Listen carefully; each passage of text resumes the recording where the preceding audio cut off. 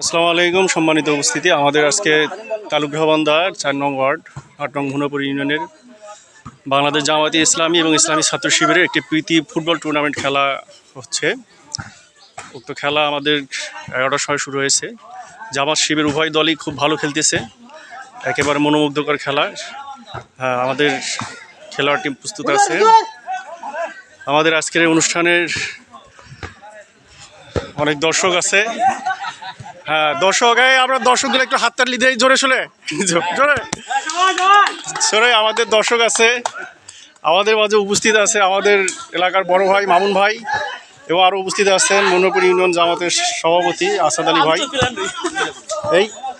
তবে সবচেয়ে মজার বিষয় হচ্ছে শিবিরকে আমরা যতটা ভয় পাইছিলাম যে গোল দিবে কয়েকটা, এ পর্যন্ত একটাও দিতে পারে নাই। পুরাতন লোকের আসলে শক্তি অনেক বেশি। জামাত তো গোল আমি তো ভাবছিলাম 10টা খাবে, কিন্তু মানে গোল একটাও খালো না পর্যন্ত।